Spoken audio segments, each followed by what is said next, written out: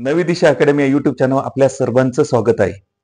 विद्यार्थी मित्रांनो, आजचा जो विषय आहे लेखी पेपरची तयारी कशी करायची आहे आणि या लेखी पेपरची तयारी करत असताना दोन प्रकारची दोन प्रकारचे विद्यार्थी असतात त्याच्यामध्ये तयारी करणारे. पहिल्या प्रकारचा जो विद्यार्थी असतो तो क्लास न लावता स्वतः अभ्यास करत असतो आणि दुसऱ्या प्रकारचा जो विद्यार्थी असतो की तो क्लास लावून त्या ठिकाणी स्पर्धा परीक्षेची तयारी करत असतो. या दोन्ही प्रकारचा आज आपल्याला विषय बघायचा आहे. तर आता थोडंसं आपण काय करायचं, ग्रामीण भागातल्या विद्यार्थ्याचा आढावा घेऊ. म्हणजे जवळपास 90% ते 95% हे विद्यार्थी ग्रामीण भागातले पोलीस भरती, आर्मी भरतीची तयारी करत असतात. त्याप्रमाणे तलाठी, ग्रामसेवक व इतर सरळ सेवेची सुद्धा तयारी करत असतात. आणि शहरी भागातले जे विद्यार्थी असतात 5 ते 10% विद्यार्थी ही तयारी करत असतात. आता ग्रामीण भागातलं सांगायचं म्हणजे तर बालवाडीपासून ते 10वी पर्यंत विद्यार्थी शिकत शिकत येत असतो. अर्धे दिवस जनावराकडे घातलेले असतात, अर्धे दिवस शाळेमध्ये घातलेले असतात. त्यामुळे याच्यावरून अंदाज करायचे की अभ्यास किती होतो म्हणून. आता 95% जवळपास विद्यार्थी कॉपी सेंटरचे असतात, 10वी-12वीचे विद्यार्थी खास करून. तर मग याच्यावरून अंदाज करायचे की अभ्यास त्यांचा किती असतो. आणि ज्यावेळेस काय होतं, गावामध्ये शेजारचा विद्यार्थी जेव्हा पोलीस किंवा आर्मीमध्ये भरती होतो किंवा काही विद्यार्थी तलाठी, ग्रामसेवक बनतात, काही विद्यार्थी MPSC मार्फत सुद्धा सक्सेस होतात आणि क्वचितच विद्यार्थी UPSC मध्ये जात असतात. तर मग अशा वेळेस आपण जर पाहिलं तर ज्यावेळेस काय होतं, शेजारचा विद्यार्थी नोकरीला लागला तर त्या ठिकाणी गावातल्या विद्यार्थ्यांनाही सुद्धा उत्साह निर्माण होतो. मग अशा वेळेस काय होतं, काहीची शिकायचं असतं किंवा क्लास लावायची ऐपत नसते. आता काही जण असे असतात की काम करावं लागतं, शेळ्या वळावं लागतात, म्हशी, गाई, बैल सांभाळावं लागतात. शेतातले काम करून त्या ठिकाणी स्पर्धा परीक्षेचा अभ्यास करावा लागत असतो. क्लासही करायचा आणि कामही सुद्धा करायचं असतं. पण याचं नियोजनबद्ध असल्याशिवाय जमत नाही. आता कधी कधी काय होतं, एक किस्सा जर आपण पाहिला तर कधी कधी जर समजा तुम्ही बकऱ्याकडे गेला असाल, आता जे गेले त्यांना माहिती आहे, तर एखाद्या वेळेस काय होतं, वाचत असताना थोडं दुर्लक्ष झालं तर एखाद्या वेळेस जर शेजारच्या किंवा दुसऱ्याच्या शेतामध्ये जर बकरी गेली असेल तर त्या ठिकाणी 4 शिव्या तर हमखास खावाच लागतात. तर असं काही त्या ठिकाणी किंवा म्हैसही गेली असेल किंवा बैलही सुद्धा गेला असेल तर त्या ठिकाणी आम्ही 2 शिव्याचे हक्कदार हमखास असतोच. आता त्याच्यानंतर जर पाहिलं तर आता ग्रामीण भागामधलं जीवन जर पाहिलं तर आजूबाजूमध्ये पाहिलं तर एखाद्याने जर समजा शिवी दिली किंवा एखाद्याने थोबाडीत मारली तर असं तर होत नाही की समोरच्याने की ज्याने थोबाडीत मारली किंवा शिवी दिली की त्याच्या गळ्यामध्ये हात टाकायचा आणि त्याची पप्पी घ्यायची, ही तर आमची अवकात नसते. असंही वातावरण असतं. म्हणून या क्षेत्रामध्ये जायचं असत तर आमच्या मनामध्ये द्वेष, मत्सर आणि भांडण नकोत. कारण भीतीच्या आड काय चाललंय हे सुद्धा स्पर्धा परीक्षेचा अभ्यास करणाऱ्या विद्यार्थ्याच्या मनामध्ये तो किंतु यायलाच नको. त्या स्पष्ट भावना असावं लागते. कारण आनंदाचं आणि खेळीमेळीचं वातावरण असावं लागतं. आता ज्यावेळेस तुम्ही या ठिकाणी, तर आता मूळ मुद्द्याकडे येऊया. आता ज्यावेळेस स्वतःहून अभ्यास करायचा असतो ना, आता मी स्वतःहून अभ्यास केला कारण या ठिकाणी मला शिकवण्यासाठी शिक्षक नव्हते. तर मग अशा वेळेस काय लक्षात घ्यायचं की पहिल्या प्रकारचा जो विद्यार्थी तोही सक्सेस होतो. पण क्लास लावून जे विद्यार्थी तयारी करतात, आता क्लास लावल्यामुळे काय होतं, जे 3 पट समजा तयारी करावी लागते तिकडे क्लास लावलेल्या विद्यार्थ्याला फक्त 1च पट तयारी करावी लागते आणि जो सेल्फ स्टडी करतो त्याला 3 पट तयारी करावी लागते. हा काय असतो, त्यांच्यामधला फरक असतो. हा फरक जर आपण लक्षात घेतला असेल तर पहिल्या प्रकारच्या विद्यार्थ्यांना मी सांगू इच्छितो की सेल्फ स्टडी मध्ये ज्यांचं गणित बरं असेल, बेस पक्का असेल, गणित बरं असेल, बुद्धिमापन चांगलं असेल, इंग्लिश आणि मराठी ग्रामर सुद्धा चांगलं असेल आणि जीके आणि चालू घडामोडी हे तर वाचूनच होते, तर अशा विद्यार्थ्यांनी सेल्फ स्टडी करत असताना रात्रंदिवस झपाटून अभ्यास करायचा आहे. एकदा कामाला सुरुवात केली, अभ्यासाला सुरुवात केली की मागं पुढं पाहायचं नाही. जीवाचं रान केल्याशिवाय विद्येची बाग फुलत नाही. तर भीतीच्या आड काय चाललंय हे आम्हाला माहिती नको. कारण काय होतं, एकदा चाललंय नाही तर काय थोडासा आवाज आला की त्या ठिकाणी मी डिस्टर्ब होतो, किंवा लग्न असेल त्या ठिकाणी डीजेचा आवाज येतो, किंवा नवरात्र असेल, गणपती उत्सव असेल त्याचा आवाज येतो, माझा अभ्यास होत नाही. हे कारण नाही. आपण काय करायचं, त्या तालावर अभ्यास करायचा, त्याच्यापेक्षा आपला स्पीड वाढवायचा. कारण समोरचा जर पैलवान पाडायचा असेल तर त्या व्यक्तीला काय करायचं, स्वतः त्याची आणि आपली तयारी चालू असताना काय करायची, समोरच्याची तयारी संपली तरी आपली तयारी चालू ठेवावी लागते. तेव्हा कुठं समोरचा पैलवान पाडला जातोय. म्हणून या ठिकाणी आजूबाजूला गोंगाट जरी असेल तर त्याचं मनावर घ्यायचं नाही. आपण काय करता, त्या अभ्यास करत असताना स्पीड वाढवायचा. इलाज नाही त्याला रात्रीच्या टायमामध्ये. कारण आपले काय असतात, जे भजनी मंडळी असते किंवा कीर्तन ऐकणारे असतात, ही थोडीशी धार्मिक भावना असते, ही आपली भावना कधीच जाणून घेत नाही. विद्यार्थ्याचं नुकसान हो की तो लागो का ना लागो, शिको अगर ना शिको, याच्याशी काही घेणं देणं नसतं त्यांना. तर म्हणून काय करायचं, पहिली गोष्ट आपण नियोजन बनवणं महत्वाचं आहे. आता सगळ्यात महत्वाचं काय असतं, की आता तुम्हाला सांगतो की या ठिकाणी जर नियोजन बनवायचंय, नियोजन असं बनवायचं त्या ठिकाणी की जर सकाळी काय करायचं, की सूर्य निघायच्या अगोदर माझा अभ्यास सुरू झालाच पाहिजे आणि सूर्य मावळल्यानंतर माझा त्या ठिकाणी अभ्यास संपला पाहिजे. कमीत कमी दिवसाचे, म्हणजे उजेडलेल्या दिवसाचे, मी रात्रीचे म्हणत नाही, उजेडलेल्या दिवसाचे कमीत कमी 10 घंटे तरी अभ्यास व्हायला पाहिजेत. कारण तुमच्या त्याच्यामध्ये विधी असन, आंघोळ असन, ह्या सगळ्या गोष्टी काय असन बाकीच्या, तुमचा नाश्ता असेल, जेवण असेल, हे सोडून मग त्याच्यामध्ये तुमचं ते रनिंग म्हणजे ग्राउंडही सुद्धा असू शकते. ह्या गोष्टी सोडून दिवसात 10 घंटे अभ्यास झाला पाहिजे. टायमाचं ऍडजस्टमेंट केलं तर होतंय. करण्यासाठी सगळं जमतं. तुम्हाला अभ्यासाची इतकी वड पाहिजे की त्या ठिकाणी मी काय केलं, म्हणजे कमीत कमी 2 घंटे गणितासाठी, 2 घंटे बुद्धिमापनसाठी आणि 2 घंटे किंवा 1.5 घंटा मराठी व्याकरण साठी आणि 2 घंटे इंग्रजी व्याकरण साठी दिले पाहिजे. हे दररोजचा हा राखीव टाइम ठेवलाच पाहिजे. मग अभ्यास कसा करायचा ते मी तुम्हाला पुढे सांगतोच, की त्यानंतर रात्रीचे कमीत कमी आम्हाला 4 ते 6 घंटे अभ्यासाला मिळालेच पाहिजेत. तर अभ्यासानं काय होतं, पागल होतो, हा प्रामाणिक प्रचार आहे. आता डॉक्टर बाबासाहेब आंबेडकर इंग्लंडला असताना 21-21 तास अभ्यास करायचे. 8 वर्षाचा अभ्यास त्याने 2 वर्ष 2 महिन्यामध्ये कंप्लीट केला असं 21-21 तास अभ्यास करून. तर आपल्या देशामधलं उदाहरण आहे का नाही, त्यांनी इंग्लंडमध्ये जाऊन काय आता कीर्ती काय केलेली तुम्हाला माहिती आहे चांगलं, की ते जगामध्ये जर विचार केला 2013 मध्ये सर्वेक्षण झालं, बराक ओबामाने काय सांगले, 6 व्यक्ती अशा निवडायचा आहे. कारण कोलंबिया विद्यापीठाला 300 वर्ष पूर्ण झाली होती किंवा 2013 मध्ये. तर 6 व्यक्ती कोण विद्वान आहे, त्याच्यामध्ये जर विचार केला तर 1 नंबर कोणाचा लागत होता माहिती आहे तुम्हाला, तर डॉक्टर बाबासाहेब आंबेडकरांचा 1 नंबर लागत होता.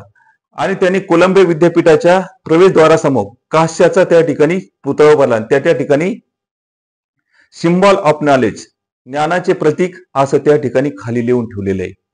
हे आपल्याला सुद्धा माहिती पाहिजे. विद्वान व्यक्ती कसे बनतात, जे शिक्षणाचा आदर्श आपण कोणत्याही जातीचा असो, कोणत्या धर्माचा विद्वान असो, त्याचा आदर्श आपण ठेवला पाहिजे. तर कमीत कमी तुमचा दररोजचा हा अभ्यास 14 ते 16 घंटे झालाच पाहिजे. डॉक्टर बाबासाहेब आंबेडकरांनी 18 तास अभ्यास केलाय, म्हातारपणी सुद्धा. याच्यावर एक अंदाज करा.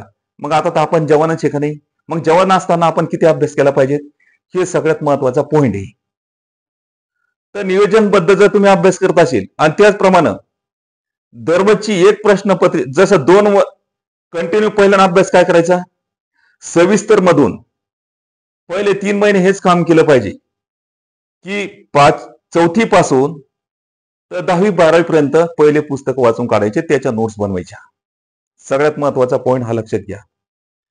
का जे प्रकरण असतात, चॅप्टर असतात, त्याचे काय बनवायचे, की प्रश्न बनवायचे. त्या वाक्यामधून एक एक प्रश्न बनवायचा आहे आणि त्या ठिकाणी वाचायचे.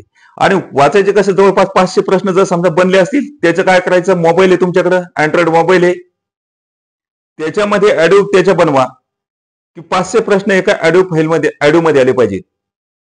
आणि ते प्रश्न प्रत्येक चॅप्टर वाईज बनवलेले असल्यामुळं आपण ऐकायचे, रजिस्टर मध्ये सुद्धा पाहिजे. ऑटोमॅटिक तुमचं जीके सुद्धा पक्क होत चालतंय. चालू घडामोडी दररोजच्या दररोज आता तुम्हाला मिळतात. तर पहिल्यांदा मोबाईल नव्हते, त्याच्यामुळे चालू घडामोडी आम्हाला हप्त्याच्या हप्त्याला मिळायचे. वर्तमानपत्र सुद्धा नव्हते, आता सर्व गोष्टी तुम्हाला उपलब्ध आहे. म्हणून त्याचंही सुद्धा त्या ठिकाणी रजिस्टर बनवणं महत्वाचं आहे. तेही सुद्धा चालू घडामोडीचे 500 प्रश्न झाले तर तेही सुद्धा रेकॉर्डिंग करायच्या आणि कानामध्ये हेडफोन लावायचे, समोर रजिस्टर ठेवायचं, ऐकायचं. असाही सुद्धा अभ्यास करू शकता तुम्ही. डोळ्याने सुद्धा वाचू शकता किंवा या ठिकाणी हेडफोनची म्हणजे मोबाईलची सुद्धा मदत घेऊन त्या ठिकाणी अभ्यास. पण मोबाईलचं नाही तर पाहत असताना दुसरं काही आलं, हे असं नको व्हायला, वाचन थांबलं, असं व्हायलाच नकोय. तर दररोज तुम्हाला समजलं 2 घंटे गणितासाठी, 1.5 घंटा, 1.5 ते 2 घंटे बुद्धिमापनसाठी, मराठी व्याकरणसाठी 1.5 ते 2 घंटे आणि 2 घंटे इंग्रजीसाठी. आणि जो बाकीचे वेळ मिळतो 5-6 घंट्याचा, तो जीके आणि चालू घडामोडीसाठी द्यायचा आहे. मग जीकेचा एक विषय सब्जेक्ट झालाच पाहिजे अशी कोशिश करा. पहिले 3 महिने काय नोट्स बनवायच्या, त्याच्या ऑडिओ बनवायच्या. 3 महिने तर जास्त लागणार, काही जणांना 2 महिने लागतील, काही जणांना 3 महिने लागतील, जास्त लागू शकत नाही. आणि 3 महिन्यामध्ये जवळपास तुमचा लिहिता लिहिता आणि ऐकता ऐकता तर जवळपास 70 ते 80% अभ्यास होतो, राहिलेला 20%. आता धरणामध्ये बुडाशी पाणी पाहिलं थोडे, ज्यावेळेस पाऊस येतो त्यावेळेस काय होतं, पडतं पडतं काय थोडं थोडं पाणी वाढत वाढत जातं. पण ज्यावेळेस काय होतं, जितकं वर जातं तितकं फैलावलं जातं. म्हणून जे वरचे 20% असतात तर त्या ठिकाणी थोडस आपल्याला काय होतं, चढ लागत असतो आणि तो अभ्यास करावा लागत असतो. म्हणून अभ्यासामध्ये खामी पडली नाही पाहिजे. आणि अभ्यास करताना एक बिलकुल पथ्य बाळगायचंय. पथ्य बाळगायचंय की त्या ठिकाणी माझी एकदा समजा रिव्हिजन आली पाहिजे 3 महिन्यानंतर, ही 10 दिवसाच्या आत रिव्हिजन आली पाहिजे. 10 दिवसापेक्षा जास्त कालावधी लागायला नको. 10 दिवसापेक्षा जर जास्त कालावधी लागत असेल तर त्या ठिकाणी काय होतं की 6 महिने ते 1 वर्षाच्या आत लागायला थोडस कठीण जाते. तुम्हाला जर समजा 6 महिने ते 1 वर्षाच्या आत नोकरी लागायचं असेल तर 10 दिवसाच्या आत तुमची रिव्हिजन आली पाहिजे. आणि जवळपास जर तुम्हाला 1 ते 1.5 वर्ष लागायचा कालावधी लागत असेल तर 15 दिवस अभ्यास 15 दिवसात रिव्हिजन आली पाहिजे. 2 वर्ष समजा तुम्हाला लागायचं, 2 वर्ष 1.5 ते 2 वर्षात लागायचं असेल तर 20 दिवसाच्या आत रिव्हिजन आली पाहिजे. आणि त्यानंतर तुम्हाला जर समजा अनलिमिटेड नंतर लागायचं असेल तर 1 महिन्याच्या नंतर रिव्हिजन आली पाहिजे. 20 ते 1 महिन्याच्या दरम्यान समजा, हे ध्यानात घ्यायचंय. आणि ज्यांना कमीत कमी कालावधीमध्ये लागायचं तर त्यांची 10 दिवसामध्ये इमर्जन्सी लागायचं असं तर 10 दिवसाच्या आत आत रिव्हिजन आली पाहिजे. जे मूळच्या ज्यांचा बेस पक्का असतो शाळेमधून, त्यांना बस झाले 3 ते 6 महिने, जास्त कालावधी त्यांना लागत नाही. त्यामुळे अभ्यास करत असताना काय करावं लागतं की पुन्हा पुन्हा पुन्हा पुन्हा अभ्यास करावा लागतो. कारण जास्त वेळ निघून गेला, जास्त समजा गॅप पडत असेल तर त्यामध्ये काय होतं की विसर पडत चालतो. आता उदाहरणार्थ जर समजा घरामध्ये गृहिणी असेल तर आता घराची एक दिवस समजा साफसफाई नाही केली तर त्या ठिकाणी अस्वच्छता निर्माण होते, धूळ निर्माण होते घरामध्ये. आणि दररोजच्या दररोज जर समजा झाडून घेत असेल, दररोजच्या दररोज जर समजा भांडी कोंडी धुत असेल तर त्या ठिकाणी तुम्हाला स्वच्छता दिसत असेल. पण 1 किंवा 2-3 दिवसाचा किंवा 8 दिवसाचा गॅप पडला तर त्या ठिकाणी काय होते, घरामध्ये धूळ साचते, भांडे त्या ठिकाणी मळून जातात. हे तुम्हाला चांगल्या पद्धतीनं माहिती. म्हणून काय करायचं की स्वच्छता खूप महत्वाची. तर आपल्यामध्ये तसंच त्या ठिकाणी शार्पनेस आलं पाहिजे. अभ्यासाच्या बाबतीत स्वच्छता पाहिजे. तर 10 दिवसाच्या आतमध्ये जर रिव्हिजन येत असेल तर त्यामध्ये विसर पडत नाही. तर विसर न पडण्यासाठी ही गोष्ट आपण केली पाहिजे. सगळ्यात महत्वाचा पॉइंट आहे. आता 2 ते 2.5 महिने जर बाकी असेल, पहिल्याने काय करायचं, तुम्हाला सांगितलं नोट्स बनवायच्या, 10 दिवसाच्या आत रिव्हिजन द्यायचे. जसे समजा उदाहरणार्थ जवळपास 1.5 ते 2 महिने किंवा 2.5 महिने बाकी राहिले तर दररोज एक प्रश्नपत्रिका सुटलीच पाहिजे. सोडवायची म्हणून सोडवायची, कोणत्या हालतीमध्ये. तर त्याच्यामध्ये निष्काळजीपणा करायचाच नाही. दररोज अभ्यास करायचा, दररोज एक प्रश्नपत्रिका सोडायची. कारण तुम्हाला त्या ठिकाणी पेपर सोडवण्याचं सुद्धा स्किल निर्माण होणं महत्वाचं आहे. आणि ज्यावेळेस काय, जर समजा ऑब्जेक्टिव्ह त्या शेवटच्या कालावधीमध्ये काय करावं लागतं, आपल्याला ऑब्जेक्टिव्ह सुद्धा त्याच्यावर भर द्यावा लागत असतो. आता ऑब्जेक्टिव्ह वाचत असताना काय करायचं की जो ऑब्जेक्टिव्ह प्रश्न आमचा वाचन झालाय, जो सोपा झालाय, लक्षात राहिला, त्याला 2 रेषा वडायच्या डाव्या साईडनं छोट्याशा. आणि जो समजा आमच्या लक्षात नसेल त्याला 1 रेषा वडायची. सेकंड टायमाला रिव्हिजन देत असताना काय करायचं, सेकंड थर्ड असो की जो प्रश्न सोपा झाला तर 2 रेषा वडायच्या आणि अवघड असेल त्याला 1 रेषा वडायची. असं करत करत त्या ठिकाणी काय करायचं, तुमच्या अभ्यासाची पातळी वाढवायची. तेव्हा तुमचा अभ्यास त्या ठिकाणी चांगल्या प्रकारे होऊ शकतो. आणि अभ्यासाची भीती बाळगू नका. तर विद्यार्थी मित्रांनो, हे दररोजच्या दररोज जर समजा तुम्ही हे काम केलं, तुम्हाला 3 ते 6 महिन्याच्या आत हमखास नोकरी मिळतेच. आणि तुम्हाला सांगतो, प्रॅक्टिस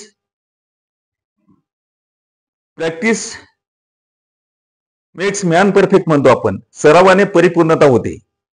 हे आपल्याला चांगलं माहिती आहे की अभ्यास केव्हा लक्षात राहत असतो, जसं समजा नागाटी असं, नागाटीमध्ये आपण जात असतो, ढेकळं असतात, ते एकदाच येणं जाण्यानं त्या ठिकाणी ढेकळे चुरा होत नसतात. काय करतो आपण, दररोज जर त्याच्याहून जाणं येणं केलं तर ढेकळे सुद्धा चुरा होतात आणि त्या ठिकाणी पाऊल रस्ता पडतो. त्याच पद्धतीने या ठिकाणी तुम्ही नियमित अभ्यास केलात तर त्या ठिकाणी काय होतं, अभ्यास ऑटोमॅटिक सुरा होतो आणि तुमच्या मेंदूमध्ये जाऊन त्या ठिकाणी ज्ञानाचा साठा होत असतो. हे लक्षात घ्यायचं आहे. आणि त्याच्यासाठी पेपर सोडवणं खूप महत्वाचं आहे. कारण तुमच्याजवळ काय ज्ञान तयार झालं, तुम्ही ज्ञानाच्या मेंदूमध्ये 100% साठा केलाय, पण त्या ठिकाणी काय पाहिजे, ज्ञानाच्या अंमलबजावणीचं स्किल निर्माण करायचं असेल तर तुमचा पेपर हा टायमिंग सेटिंगच्या आतमध्ये सोडवला गेला पाहिजे आणि पैकीच्या पैकी मार्क पडले पाहिजेत. तर याच्यासाठी पेपरचा सुद्धा सराव तुम्हाला करणं महत्वाचं आहे. पेपरचा सराव किती कालावधीत करायचा, काय करायचा ते सुद्धा तुम्हाला सांगितलं. आणि पेपर सोडवत असताना काय करायचं, जे सोपे आहेत ते अगोदर सोडवायचे, जे मिडियम आहे कन्फ्युजन मध्ये 2 पर्यायामध्ये कन्फ्युजन होता त्याला दुसरा नंबर द्यायचा. आणि ते सोडत काय होतं की जे सोपे ते मार्क आपल्या पत्रात पडून जातात. आणि 2 नंबर जे प्रश्न असतात, समजा उदाहरणार्थ कोणते, जे कन्फ्युजन मध्ये 2 असतात, तर बिलकुल काय होतं, सोपे प्रश्न आपण ते सोडवले असतात, ते कन्फ्युजन दूर होतं आणि बरोबर त्या ठिकाणी आपण अचूक सोडवतो. आणि जे अवघड प्रश्न असतात तर त्याला काय करायचं, ऑप्शनहून सोडवायचं, 4 ऑप्शन. मग हा ऑप्शन कशा प्रश्न आहे, तर हा ऑप्शन कशाशी संबंधित आहे, तुम्हाला डेफिनेट 3 ऑप्शन याच्याशी संबंधित आहे, तर जो याच्याशी संबंधित नाही तो हमखास या प्रश्नाशी संबंधित आहे. तर अशा पद्धतीने त्या ठिकाणी आपण पेपर सोडवायचा, या 3 पद्धतीनं. हे तर आता आपल्याला समजलेलं असेल. आता 2 नंबरच्या प्रकारचा जो विद्यार्थी जो क्लास लावतो, आता क्लास लावल्यानंतर क्लासला जात असतो, आता त्या ठिकाणी सेमिनार सुद्धा होतात. आता अनेक अधिकारी त्या ठिकाणी क्लासवाले बोलवतात, कारण क्लासवाल्या अधिकाऱ्यांना बोलवलं त्या ठिकाणी होतं 4 विद्यार्थी आजूबाजूचे सुद्धा क्लासचे येतात, किंवा गावाकडचे विद्यार्थी येतात, किंवा स्थानिक अभ्यासिकामधले असले ते सुद्धा त्या ठिकाणी येतात. आणि अधिकारी येतं त्या ठिकाणी, त्यांनी स्वतः काय केलं, अधिकारी त्यांच्या जीवनामध्ये स्वतः काय केलं, त्या ठिकाणी एमपीएससी किंवा युपीएससी कसं झालं ते सांगतात का नाही. आता विद्यार्थ्यांना काय होतं, त्यांनी सांगितलं की नाही मी अशा अमुक इतका तास अभ्यास केला, तितका तास अभ्यास केला, हे सर्व सांगतात. जे पैशावाले होते ते थोडेसे डिंगाल्यासारखे करत होते, त्यांनी अभ्यासाकडे थोडं दुर्लक्ष केलं म्हणून ते घरी आले. त्याच्यानंतर आम्ही नाही का रात्रंदिवस झपाटून अभ्यास केला म्हणून आम्ही लागलो. आता सगळं काही त्या ठिकाणी सांगतात की आमचा हा अमुक मित्र होता, त्यानं क्लास 1 ची पोस्ट घेतली, तमुक मित्र होता त्यानं क्लास 2 ची पोस्ट घेतली. तर हे सगळं त्या ठिकाणी सांगत असतात. आता विद्यार्थ्यांना आतुरतेनं सुद्धा ऐकतात, भावनिकतेनं सुद्धा ऐकतात. आता क्लासवाल्याने हे सांगत असताना हे सुद्धा असे बनले, त्या ठिकाणी काय होतं, एक नशा चढत असते ऐकताना. त्याच्यानंतर क्लासवाले ज्या ठिकाणी एक मुलगा लागला समजा उदाहरणार्थ, त्या ठिकाणी सांगतात की आमचे नाही का आमच्या क्लासचे एकाच ठिकाणी 2 शून्य त्याच्यावर ठेवून देतात, आमच्या क्लासचे 100 लागलेत, असे सुद्धा सांगतात. विद्यार्थ्यांना सुद्धा काय होतं, इकडची नशा आणि इकडचे कॉम्पिटिशन होतं, बरोबर विद्यार्थी त्या ठिकाणी जाऊन फसतात. त्या ठिकाणी शिक्षक कसे असावे, जर क्लास लावायचा असेल तर सगळ्यात महत्वाचं काय, एक पॉइंट मी तुम्हाला सांगतो. आता तुम्ही पाहिलं विश्वकप सुद्धा पाहिले असतात, त्या ठिकाणी फुटबॉल विश्वकप पाहिला, क्रिकेटचा विश्वकप पाहिला, या स्पर्धा तुम्ही पाहत असतात. आणि उपांत्य फेरी पाहत असतात, अंतिम सामने सुद्धा त्या ठिकाणी पाहत असतात. मग आता अंतिम सामना कोणते खेळाडू, कोणता देश जिंकतो, हे कोणावर यश डिपेंड असतं, हे कोचवर यश डिपेंड असतं. हे लक्षात घेणं महत्वाचं आहे. म्हणून क्लास कसा आणि शिक्षक कसे चॉईस करायचे याच्यावरून तुमच्या लक्षात येईल. जो कोच असतो, ज्या देशाचा कोच जबरदस्त तयारी, टेक्निकली इफेक्टिव्ह तयारी करून येतो आणि सर्वात जास्त चांगल्या पद्धतीने तयारी करून घेत असतो, त्याच देशाचे खेळाडू विश्वकप जिंकत असतात. आणि जो कोच कमी पडतो म्हणून ते खेळाडू सुद्धा कमी पडत असतात. म्हणून त्या ठिकाणी ते खेळ किंवा गेम हरत असतात, हे आपल्या लक्षात आलं. म्हणजे जर समजा होता जसा कोच असेल तसे खेळाडू बनतात आणि जसा शिक्षक असेल तर तसे विद्यार्थी बनतात, हे आपल्या लक्षात आलं पाहिजे. ज्या ठिकाणी खरोखरच विद्यार्थी बनत असेल तर त्या ठिकाणी आपण ऍडमिशन घेतलं पाहिजे, त्या ठिकाणी क्लास लावले पाहिजेत, हा महत्वाचा मुद्दा आहे. नाही तर आपले काय वडील तिकडे समजा शेतामध्ये काम करतात, मर्म करतात, कोणी कामाला जाते दुसऱ्याच्या, कोणी साला नाही, 1 महिना नाही, समजा कोणी व्याजानं पैसे काढून भरतात, त्या ठिकाणी क्लास नाही, हा एक पैसा सुद्धा बाहेर जायला नको. हे दुसऱ्या प्रकारच्या विद्यार्थ्यांना साठी सांगणं चाललंय की जे क्लास लावून अभ्यास करतात त्यांच्यासाठी. आता क्लासची पोझिशन कशी असावी, सगळ्यात महत्वाची. कोणी सेमिनार घेतला म्हणून त्या ठिकाणी मोठा क्लास असं समजायचं नाही. कोणी एखादा डीएड असन किंवा बीएड असन किंवा एमपीएड असन समजा, किंवा पीएचडी झालेलं असन, एमपीएल झालेलं असन, की त्यांच्याकडे असं समजायचं की विद्यार्थ्यांना घडवण्याचं स्किल आहे असं बी म्हणायचं नाही. जो शिकलेला असो अगर नसो, सगळ्यात महत्वाचं काय, ज्या शिक्षकाकडे विद्यार्थी बनवण्याचं स्किल आहे डायरेक्ट, की तो विद्यार्थी नोकरीला लागू शकतो हमखास, इमानदारी आणि प्रामाणिकपणे,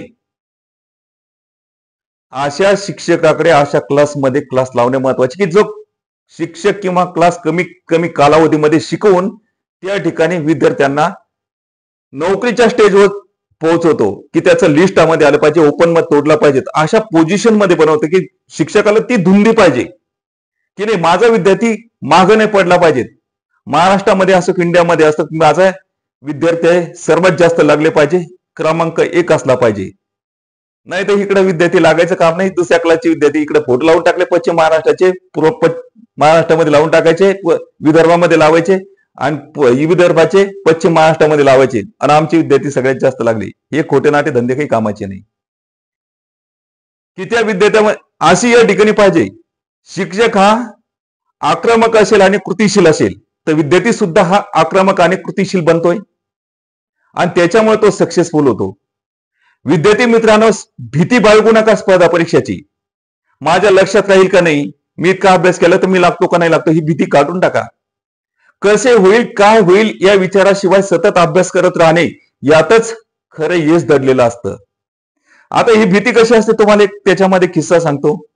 आपण सकाळी अंधारामध्ये उठता आणि अंधारातच आपण पुढे जातो, आणि पुढे जाता जाता आपल्याला काय होतं, रस्त्यामध्ये समजा लगेच आपल्याला असं गोल गोल मध्ये याच्यामध्ये सरपटत असं काहीतरी चाललंय, असं सारखं नाही खाली पडलेलं दिसतंय. मग अशा वेळेस काय होतं, की आता वेड वाटलं या ठिकाणी असं पडलेलं आहे, तर आपण काय करतो, एकदम दचकतो अंधारामध्ये. मग अंधारामध्ये थांबतो आणि नंतर पाहतो, तसली करतो, तर त्या ठिकाणी काय असतं, एखादी काडी पडलेली असतो, आणि आपल्याला समजतं की हे रस्सी आहे, काडी रस्सी पडलेली आहे का काडी पडलेली. तर मग रस्सी पडलेली असं रस्सीचं बघा येतं, रस्सी आहे साला, तर लगेच आपल्या मनामधली भीती जाते. तर अशीच या ठिकाणी स्पर्धा परीक्षेची सुद्धा काय असते, भीती असते, ती मनामधून काढून टाका, या रस्सी सारखीच असते. तर कसं होईल काय होईल या विचाराशिवाय तुम्ही सतत अभ्यास करत राहा, हमखास त्या ठिकाणी यश तुम्हाला मिळतंय. मग अभ्यास क्लास चॉईस करताना काय, प्रथम तुम्ही काय चॉईस केलं पाहिजे, 2.5 ते पावणे 3 महिन्यामध्ये किंवा 2.5 ते 3 महिन्यामध्ये ज्या क्लासमध्ये गणित, बुद्धिमापन, मराठी व्याकरण ला रिव्हिजन येत असेल तर त्या ठिकाणी हमखास डोळे लावून क्लास लावा. पण नाही, अगोदर पाहायचं काय काय अटी काय पाहिजेत, तुम्हाला सांगतील. 100% आम्ही हमी देतो. कुठलेही क्लासवाले समजा असेल तर ते काय म्हणतात, आम्ही 100% हमी त्या ठिकाणी देतो. हमी बॉन्ड ठीक आहे, आम्ही लिहून देतो, पण आमच्या सांगण्यानुसार अटी काय टाकतात का, आमच्या सांगण्यानुसार यांचा अभ्यास केला पाहिजे. ही यांची स्वतःची सोय नसते. नोकरी लागण्याची किंवा अभ्यास कसा करायचा ते माहिती नाही, पण 100% हमी सांगतात. मग त्या ठिकाणी काय करतात, आम्ही बॉन्डवर लिहून देतो. मग बॉन्डवर मध्ये सांगतात काय, आम्ही सांगू तसा अभ्यास करावा लागेल, आम्ही सांगू तो स्टॅमिना ठेवावा लागेल, आम्ही सांगू तितके तास अभ्यास करावा लागेल, आणि इतका अभ्यास असा केला तर हमखास त्याला ठिकाण लागतं. मला सांगा, ग्रामीण भागातला विद्यार्थी असतो, तो नवीन नवीन जातो, त्याला 2-3-4 घंटे तो कधी बसलेला नसतो, त्याला पहिलीच भीती वाटते की बाबा या ठिकाणी हे सांगतील त्या ठिकाणी घाबरून जातो.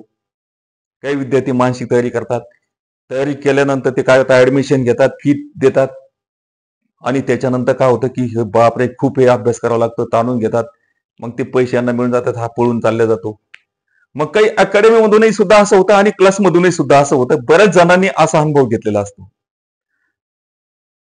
पण त्या ठिकाणी काय असते, विद्यार्थ्यांना जर समजा काही प्रोत्साहन दिलं, सगळ्यात महत्वाचं काय आहे, तुला जमतंय, तुझ्याकडून होतंय, तू कर, जमतंय तुला, मरत नाही, कर, होतंय, असं प्रोत्साहन द्यावं लागतं त्या ठिकाणी.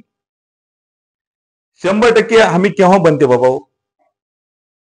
हे लक्षात घ्यायचं. कारण माणसाला विवेक बुद्धी आहे, प्राण्याला सहज बुद्धी आहे.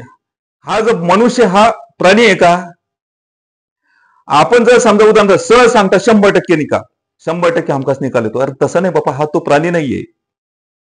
कारण कोणत्याही बकरीचं पिल्लो असो, म्हशीचं पिल्लो असो, किंवा त्या ठिकाणी कोणत्या वयातला प्राणी असो, त्याला डोक्याच्या वर पाण्यामध्ये टाकलं ते सहज पोहून निघतं. कारण त्याला नैसर्गिकरित्या त्याला शिकवलेलं नसतं कोणी की असं पोहायचं म्हणून. तो नैसर्गिक त्याला सहज बुद्धी असते म्हणून ते पोहून निघतं, त्याला शिकवायचं काम नाही पडत. पण मनुष्याला विवेक बुद्धी असल्यामुळं काय करावं लागतं, त्याला 1 नंबर बघावं लागतं, 2 नंबर ऐकावं लागतं, 3 नंबर समजून घ्यावं लागतं आणि 4 नंबर त्याच्यावर धुवाधार प्रॅक्टिस करावं लागते, पुन्हा पुन्हा प्रॅक्टिस, पुन्हा पुन्हा प्रॅक्टिस करावं लागते, पुन्हा पुन्हा प्रॅक्टिस करावं लागते. तेव्हा कुठं त्या ठिकाणी ते नॉलेज अवगत होत असतं. आता ते नॉलेज अवगत झाल्यानंतर मेंदूमध्ये नॉलेजचा साठा होत असतो आणि त्याचं अंमलबजावणीचं कला कौशल्य, त्याला स्किल निर्माण करावं लागतं. अंमलबजावणीचं कला कौशल्य म्हणजे पेपरच्या माध्यमातून त्या ठिकाणी पेपर हा टायमिंगच्या आत सोडला गेला पाहिजेत आणि पैकीच्या पैकी कसे मार्क पडले पाहिजेत, त्याच्यासाठी त्याला पुन्हा पुन्हा प्रॅक्टिस करावं लागते. आणि तेव्हा प्रॅक्टिसनंच काय होतं, अंमलबजावणीचं कला कौशल्य निर्माण, त्यालाच काय म्हणतात, विज्ञान म्हणतात. ज्याला हे विज्ञान जमलं तो सक्सेसफुल आहे. तर म्हणून हे विज्ञान तुम्हाला घेणं महत्वाचं आहे. म्हणून पुन्हा पुन्हा वाचन करा. भले तुमच्या मनामध्ये काय होतं, वाचत असताना विचार येतील, नको असतील ते विचार येतील, तुमचा स्पीड वाढवा. ते विचाराच्या पेक्षा जास्त जर तुम्ही स्पीड वाढवलात वाचन असताना, तर ते विचार ऑटोमॅटिक मागे निघून जातात. येऊ द्या ना, काय फरक पडत नाही. कारण काय होतं की विचार काय येतात, की आम्ही काय करतो, थोडंसं एखादा घंटा वाचतो, 1-2 तास वाचतो, पुन्हा दोस्त मित्रासोबत जातो, बस स्टँडकडे इकडे तिकडे हिंडतो, गावात हिंडतो, इकडच्या तिकडच्या गप्पा ठोकतो. त्याच्यामुळे काय होतं की जे व्हायरस निर्माण होतात त्या विचाराचे, तर त्याच्यामुळे अभ्यास करत असताना तुम्हाला ते ध्यानात येतात. तर म्हणून हा प्रॉब्लेम निर्माण होतो. म्हणून नियमित मी विद्यार्थ्यांना सांगत असतो की तुम्ही जर स्पर्धा परीक्षामध्ये तुम्ही स्वतःला ढकलून दिलंय की आता तुम्हाला सक्सेस व्हायचं, तर भीतीच्या आड काय चाललं ते काहीच घेणं देणं नाही. पुस्तक आणि तुम्ही सगळ्यात महत्वाचं आहे. दिवसभर इतकं घडून टाका की आजूबाजूला काय चालू आहे भीतीच्या आड मला माहिती नाही. म्हणजे मनी वश ते स्वप्न दिशे. कारण जे तुम्ही वाचाल तर तुमच्या झोपेमध्ये सुद्धा एखादी रिव्हिजन एका पुस्तकाची होऊ शकते, हमखास होऊ शकते. हा अनुभव कोणाचा आहे, जे विद्वान व्यक्ती असतात ना, दिवसभर अभ्यास करतात, त्यांना बाकीकडे काय चालू माहित नाही. कारण तेच अभ्यासाचे विचार मनामध्ये येतात, तर मग विचारही सुद्धा झोपेमध्ये चालू होतात आणि त्या ठिकाणी अभ्यास ऑटोमॅटिक अभ्यास होण्यासाठी, झोपेत सुद्धा अभ्यास होण्यासाठी मदत होते. बघा तुम्ही करून, हे तुम्हाला सक्सेसफुल होत आहे. तर आता हे तुमच्या लक्षात आलं की पहिलं काय सगळ्यात महत्वाचं, 2.5 ते 3 महिन्यामध्ये काय क्लास तुमचे त्या ठिकाणी संपूर्ण पुन्हा डबल रिव्हिजन द्यावं लागते. कारण तुमची पहिली रिव्हिजन म्हणजे काय असते, ती एक नागाटी असते. 2 नंबरची रिव्हिजन उभी पाळी, 3 नंबरची रिव्हिजन आडवी पाळी असते, उभी आणि आडवी पाळी अशी असते. आता त्याच्यानंतर तुम्हाला काय करावं, तर जमीन एकदा भुसभुशीत तयार झाली की पाऊस पडला म्हणजे त्या ठिकाणी जाहिरात आली. जाहिरात आल्यानंतर जाहिरात म्हणजे एक संधी असते की त्या ठिकाणी काय तुम्हाला नुसतं बी लावायचं आणि बी लावल्यानंतर म्हणजे काय ती संधी पकडावं लागते ना. तुमची तयारी असेल तर ती संधी पकडल्या जाईल, तर ती उगवायची. त्याची सुद्धा मालाची देखभाल करावी लागते. म्हणजे तुमच्या रिव्हिजनवर रिव्हिजन, जिथं कच्चे दुवे असेल ते पक्के करणं, आपण गवत गिवत साफ करतो त्या ठिकाणी औषध पाणी त्या ठिकाणी वेळच्या वेळेवर आपण झाडाला देत असतो. त्याच्यामुळे काय होतं, त्याला फळ येईपर्यंत आपल्याला त्याची निगा राखावी लागते. म्हणजे नोकरी आपल्याला हातात येईपर्यंत आपल्याला काय करावं लागतं, पेपर संपेपर्यंत, नोकरी हातामध्ये येईपर्यंत आपल्याला ही सगळी काळजी जशी आपल्याला क्षेत्राच्या मालाची घ्यावी लागते तशीच या ठिकाणी आपल्याला घ्यावं लागत असते. याच्यामध्ये दुर्लक्ष करून जमणार नाही. तर त्याच्यासाठी काय करणं आहे की केअरफुली घ्यायचं. तर पहिलं क्लास कसा असावा की तुमची 3 महिन्याच्या आत रिव्हिजन येणारी असावी. त्याच्यानंतर हप्त्यात कमीत कमी 2 पेपर घेत. 2 नंबरचा मुद्दा आहे, हप्त्यात कमीत कमी 2 पेपर घेतले. 3 पेपर घेतले तर खूपच चांगलं, पण 2 पेपर जर घेत असेल तर आज जर समजा रविवारी पेपर झाला असेल तर तुम्हाला, आणि बुधवारी, रविवार आणि बुधवार किंवा रविवार आणि गुरुवार असे त्या ठिकाणी डिव्हिडेशन कोणत्याही दिवशी तुम्ही हे करू शकता मागं पुढं. रविवार जर पेपर ठेवला असेल तर रविवारचा पेपर या ठिकाणी संपायच्या अगोदर विद्यार्थ्यांना बुधवारच्या पेपरचा सिलेबस दिला गेला पाहिजे आणि बुधवारचा पेपर संपायच्या अगोदरच विद्यार्थ्यांना रविवारच्या पेपरचा सिलेबस दिला गेला पाहिजे.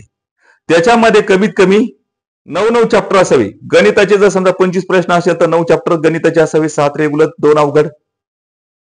त्याच्यानंतर बुद्धिमापनचे 27 चॅप्टर समजा, तर बुद्धिमापनचे समजा 27 चॅप्टर, 27 चॅप्टरने जसं आपण काय केलं 3 भाग कसे करायचे त्या हिशोबाने. तर एक भाग त्याच्यामध्ये काय बनवायचं की 9 चॅप्टर घ्यायचे, त्याच्यामध्ये 7 रेग्युलर आणि 2 अवघड चॅप्टर घ्यायचे. मराठी व्याकरणचे उदाहरणार्थ समजा 27 चॅप्टर असेल तर त्याच्यामध्ये 7 रेग्युलर, 2 अवघड घ्यायचे चॅप्टर. त्याच्यानंतर पुन्हा, कारण 4 दिवसात आणि 3 दिवसात रिव्हिजन आले पाहिजेत, तर कमीत कमी 2 विषय त्याच्यामध्ये पाहिजेत. एक अवघड विषय आणि एक सोपा विषय पाहिजे. जर भूगोल विषय दिला असेल तर त्याच्यासोबत राज्यघटना आणि पंचायत राज हा विषय द्यायला पाहिजे.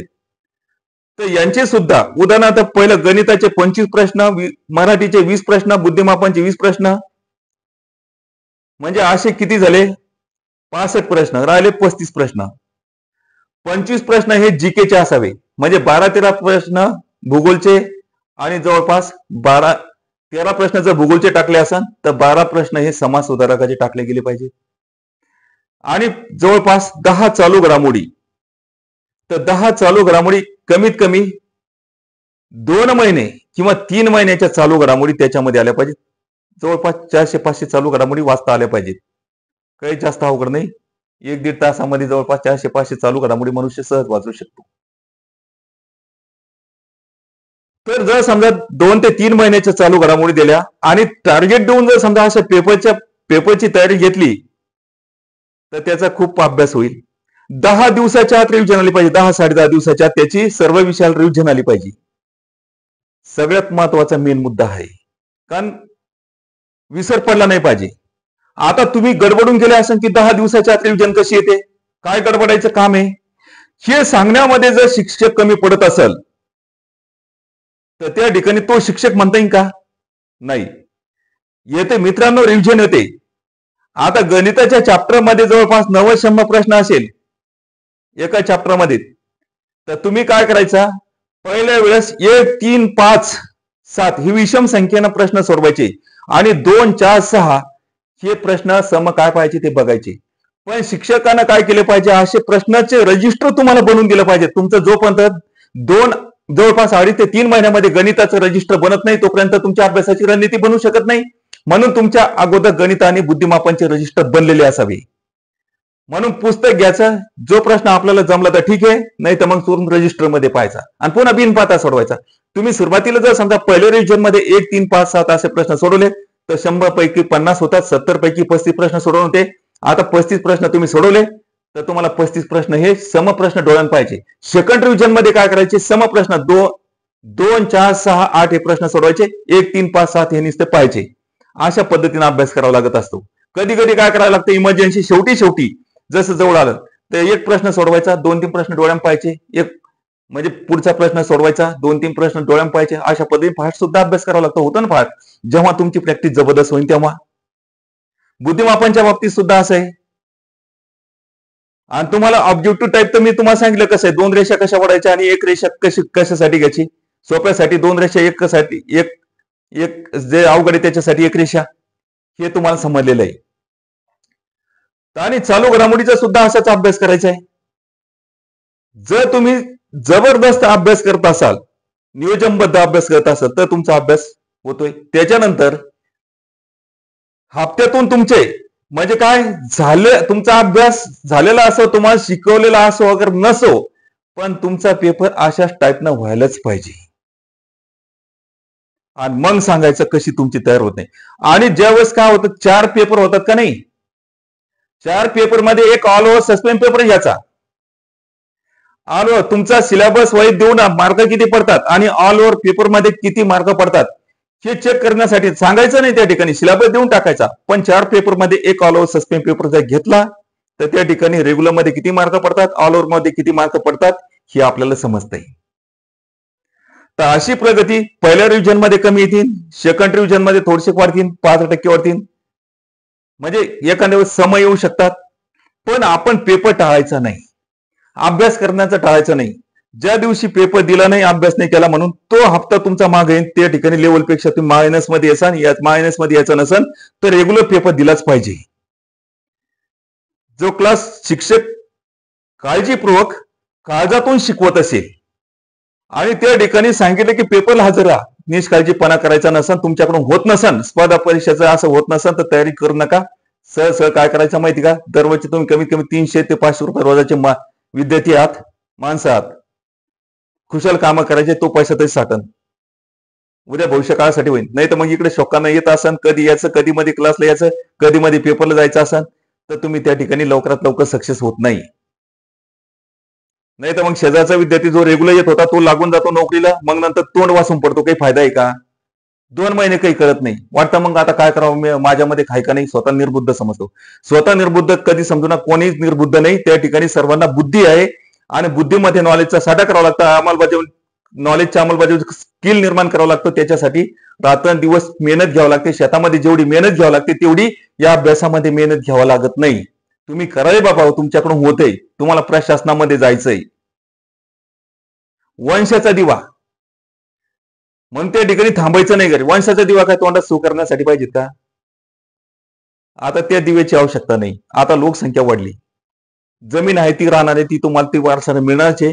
पण ही जी जमीन आहे पहिली प्रशासनामध्ये नोकरी जाण्याची, ही पहिली जमीन तयार करा होती तुमच्याकडून.